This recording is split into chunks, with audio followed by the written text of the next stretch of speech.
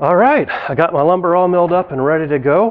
What I'm going to do is I'm going to glue up the laminations first, and instead of trying to mess with clamps and keeping everything from moving around, I'm going to glue one piece at a time, drill and screw, and use that as my clamping method.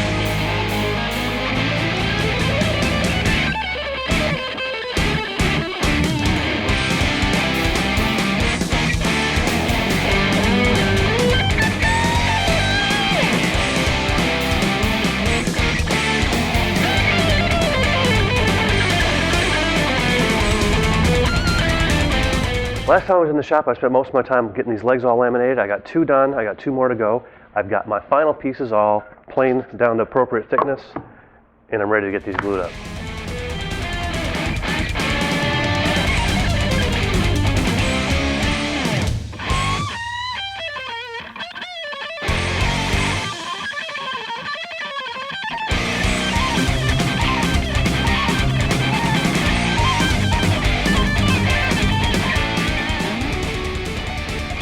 All right, there's one.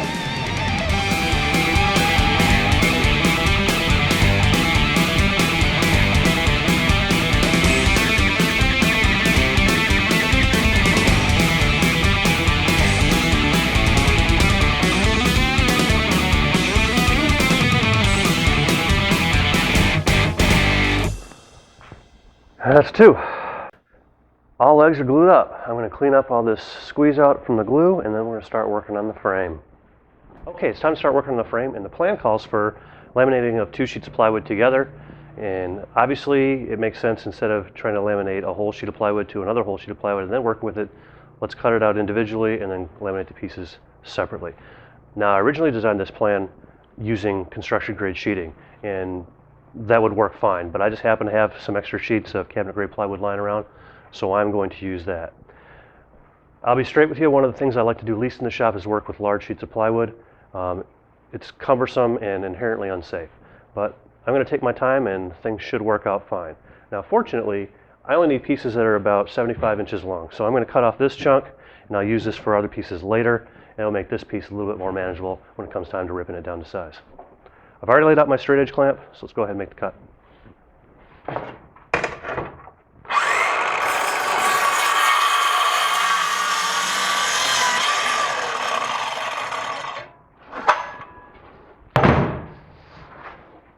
All right, one more just like that, and we'll be ready to roll. All right, I got my sheets ready to go. I got my table saw set up. I'm going to rip this piece in half first, and then set my fence to 7 1/4 inches, which is my final dimension. Smaller pieces allow me to get a little bit more precise in my cut, and I get a better result. So let's get to it. Now, normally I don't like to wear gloves when I'm working with power tools, but this plywood is sharp stuff, so I just make sure I keep my hands away from the blade, and I should be fine.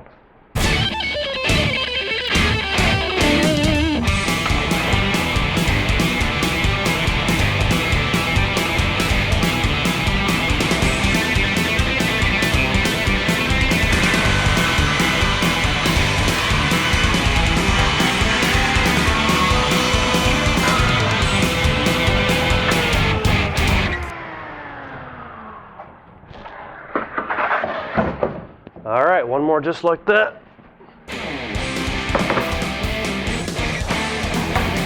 See?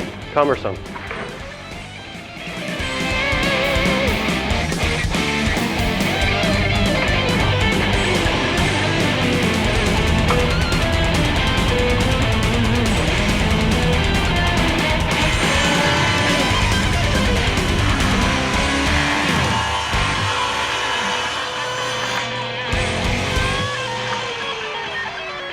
All right, set my fence to just proud of 7 1/4. In this case, I'm doing 32nds of an inch.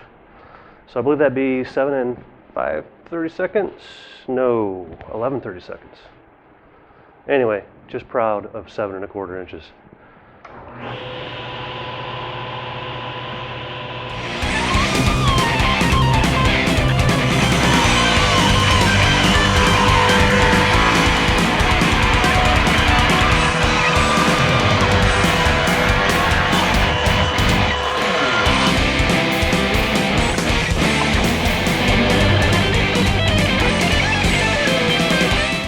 All right, now those are the pieces for the outside of the frame. Now I'm going to do the pieces for the inside of the frame.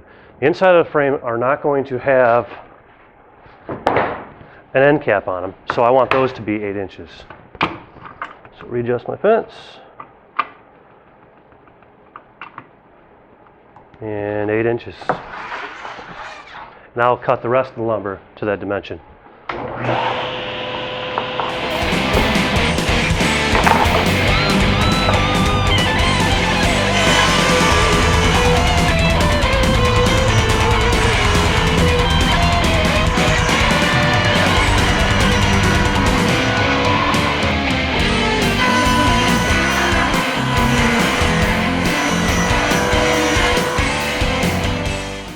Okay, I got my lumber all cut up and ready to go. And once again, I'm going to use screws as my clamping method.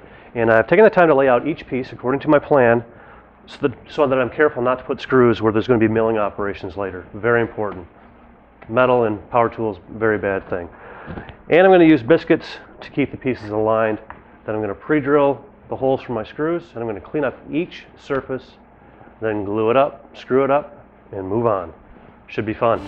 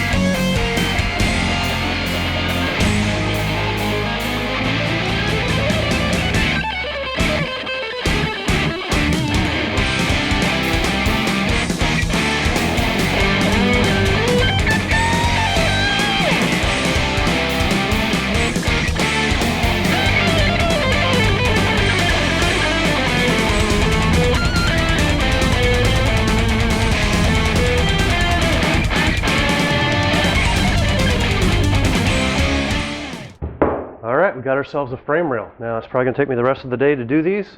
So next time we meet, we should be able to start doing the final milling on this and actually start assembling the frame. And also get back to them legs. We got some final details to do on those.